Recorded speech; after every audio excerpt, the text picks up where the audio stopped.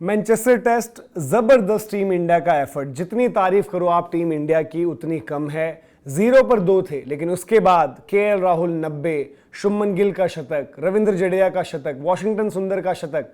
लेकिन ये जो आखिर के दो नाम मैंने लिए ना, रविंद्र जडेजा और वॉशिंगटन सुंदर, इनके शतक ना होते और ऐसा चाहते थे बेन स्टोक्स, और इस पर वो तिलमिला भी गए। लेकिन अब जो मामला लगातार आप सोशल मीडिया पर देख रहे हैं कि भाई बेन स्टोक्स और जडेजा की क्या लड़ाई हो गई, आपस में झड़प हो गई, बहस हो गई, कुछ विजुअल्स निकल कर आए हैं, फोटोज निकल कर आई हैं, और फिर ये भी बात हुई कि भाई इन्होंने आपस में हाथ तक नहीं मिलाया मैच के बाद। तो पूरी सच्चाई क्या है, उन अगर आप 10-15 मिनट उठाएं वो प्रॉपर जहां पर ये लड़ाई झगड़ा पूरा हुआ, उसमें क्या कुछ हुआ है। सबसे पहले तो जो तस्वीर लगातार वायरल हुई वो थी आखिरी 1 घंटा जब बचा, तो बेन स्टोक्स ने ऑफर किया इंग्लैंड को कि ये मुकाबला आप ड्रॉ करिए, और ये लोगों ने बोला कि जॉन सिन्हा से हाथ मिलाते हुए बेन स्टोक्स की तस्वीर है। ऐसा क्यों कहा?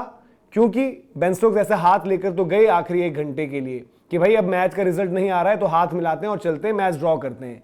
लेकिन बेन स्टोक्स अकेले ही रह गए, ऐसे हाथ करे रह गए। वहां से जडेजा ने भी हाथ नहीं मिलाया, सुंदर ने भी हाथ नहीं मिलाया, शुभमन गिल बैठकर वहां पर ड्रेसिंग रूम से मजे ले रहे थे, हंस रहे थे देखते हुए लाचारी इंग्लैंड कैप्टन की। क्यों लाचारी?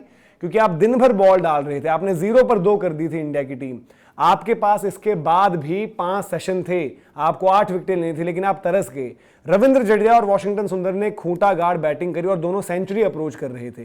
तो वहां पर जडेजा को यह तक कहा गया कि भाई क्या चाहते हो, बेन डकेट और हैरी ब्रुक पर अपना शतक मारोगे, ये चाहते हो? तो जडेजा बोलते कि भाई मैं कुछ नहीं कर सकता। वो कहते कर सकते हो, आप हाथ मिलाओ और जाओ ड्रॉ करो मैच।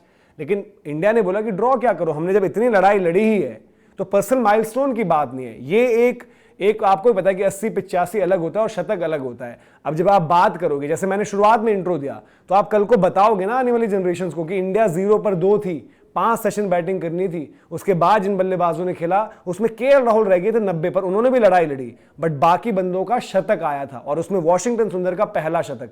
तो इसी पर मुद्दा गरमाया था, फिर पूरी वहां पर लड़ाई हुई इनकी। यहां पर तो सेपरेट हो गए, बाद में बॉल डाली भी हैरी ब्रुक ने।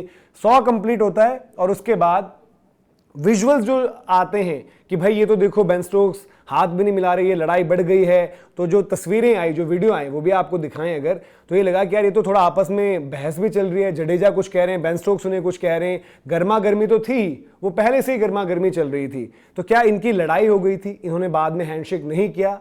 तो ऐसा नहीं है, हैंडशेक तो हुआ था। हैंडशेक की तस्वीरें सबसे पहले आप देख लीजिए ताकि आपका कंफ्यूजन क्लियर हो। लेकिन इस हैंडशेक में भी ये देखिए कि बेन स्टोक्स जडेजा को देख तक नहीं रहे हैं, मतलब इतना गुस्से में तिलमिलाए हुए थे, वो गर्म थे। और जो स्पोर्ट्समैन स्पिरिट की बात करते हैं, इवन ये तक हुआ कि इतनी जबरदस्त जो पार्टनरशिप लगी, इतनी जबरदस्त जो पारियां खेली रविंद्र जडेजा ने और वॉशिंगटन सुंदर ने, इंग्लिश टीम ने उसको उस तरीके से अप्रिशिएट भी नहीं किया। अब यही चीज जब आपको पता है कि लॉर्ड्स में हुई थी, जब जैक क्रॉली, बेन डकेट से शुभमन गिल उलझे थे, तब तमाम बातें चली कि स्पिरिट ऑफ द गेम, ये वो। और अब जब बात इंग्लैंड पर आई, इंग्लैंड की टीम पर आई, फ्रस्ट्रेटेड इंग्लैंड टीम पर, तो तब उन्होंने अलग तरीके के नियम अपने बना लिए कि यार हम बोल रहे हैं। तो काफी लोगों ने सही कहा कि यार आप क्यों ना 5वें दिन सुबह ही बोल देते कि ड्रॉ करते हैं, मैच हाथ मिला लेते हैं। जब आपका चांस था, आपके पास तो गेंदबाजों के पास फाइफर का चांस, जीत का चांस, तब आपने पूरी लड़ाई लड़ी। बट जब आपको दिखा कि भाई अब यहां से जीत पॉसिबल नहीं, तो आप इतनी आसानी से थोड़ी निकल जाओगे। और इसी पर सबसे पहले गौतम गंभीर ने क्या कहा वो आपको बताते हैं। तो गौतम गंभीर ने इस पर साफ कहा कि कोई 90 पर खेल रहा है, कोई 85 पर खेल रहा है, तो वो अपना शतक ना करें क्या? उन्होंने कहा कि वो डिजर्व करते थे शतक और उनको मिला भी। हालांकि उन्होंने ये भी पूछा कि इंग्लैंड टीम इस टाइम पर क्या करती, क्या वो छोड़ देते अपने शतक? और इवन वो जो भी करें, हमारा ये मानना था कि भाई यहाँ पर ये बंदे डिजर्व करते हैं और उनको मिला उनका चांस, और उन्होंने किया। वहीं पर बेन स्टोक्स जो वहां पर ज्यादा गर्म थे, उनको बाद में थोड़ा रियलाइज हुआ, तो कवर अप की कोशिश जरूर हुई, बट वहां पर उन्होंने ये बोला कि यार मैं नहीं चाहता कि हमारे जो मेन प्रॉपर बॉलर हैं उनको कोई दिक्कत हो जाए, तो वो पीरियड से हमें अपना रिस्क नहीं लेना। तो हालांकि गेंदबाजी भी वहां पर आपको पता है हैरी ब्रुक, जो रूट उन्होंने करी, बट उस तरीके से इन्होंने वहां पर बात नहीं रखी जितना गर्मा गर्मी से वहां पर मैटर चल रहा था। स्टोक्स के रिएक्शंस बड़े अजीब थे, वो बड़े नाराज थे, गुस्से में थे। लेकिन इसी बीच जो हम कह रहे हैं कि इंग्लिश मीडिया और इंग्लिश कमेंटेटर्स तो अलग बात कर रहे थे, यार पर्सनल माइलस्टोन ये वो, लेकिन एक बंदा ऐसा था जिसने बात करी सही, वो थे सर एलिस्टर कुक। और वाकई में सर वाली बात करी। उन्होंने कहा यार ये सब जो चला ना, इस सब के बीच आप ये मत करो कि वो स्टोरी ऑफ द डे बन जाए। स्टोरी होनी चाहिए कि इंडिया का रियर गार्ड एक्शन, जिस तरीके से वॉशिंगटन सुंदर, रविंद्र जडेजा, उससे पहले केएल राहुल, शुभमन गिल, उन्होंने जो लड़ाई लड़ी है वो कहानी है दिन की। ये हैंडशेक कंट्रोवर्सी कि किसके खिलाफ 100 मार दोगे, ये वो, और जब इतना तगड़ा कॉन्टेस्ट हुआ है उसको आखिर में आपको हल्का भी नहीं करना चाहिए कि वो हैरी ब्रूक डाल रहे हैं हल्की हल्की गेंदें और वो अपना 100 पूरा कर रहे हैं, वो सब चीज़ें। उन्होंने बोला कि वो हटाओ और तारीफ करो जो किया है। और इंग्लिश टीम की फ्रस्ट्रेशन आपको दिख ही रही थी लगातार कि विकेट नहीं मिल रही थी, तो उन्होंने भी उनको सही एक सबक सिखाया एलिस्टर कुक ने, और ये कहा कि भाई एफर्ट्स को अप्रिशिएट करो, उनका शतक जो बना है वो डिजर्व करते हैं, और वो शतक बनाकर लेकर के काफ़ी लोगों ने ये कहा यार कि बेन स्टोक्स क्या चिढ़ रहे हैं जडेजा से कि मैंने 100 मारा है, मैंने 5 लिया है। अब ऑलराउंडर्स में तो लड़ाई इन्हीं के बीच है ना। जडेजा ने पूरी सीरीज अच्छी खेली और इन्हीं जडेजा का कैच छूट गया था आते ही पहली बॉल पर,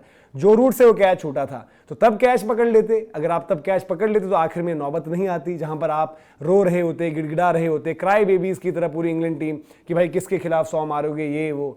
तो भाई वो आपकी गलती थी, आपकी कमी थी। और इंडिया ये भी तो सोचेगी ना, अभी आपके पास 5वां टेस्ट मैच है, इनका जो थका हुआ बॉलिंग लाइनअप है उसको थोड़ा और थकाओ ताकि 5वें टेस्ट मैच तक ये और थको। तो टैक्टिकली भी आपको देखना पड़ता है।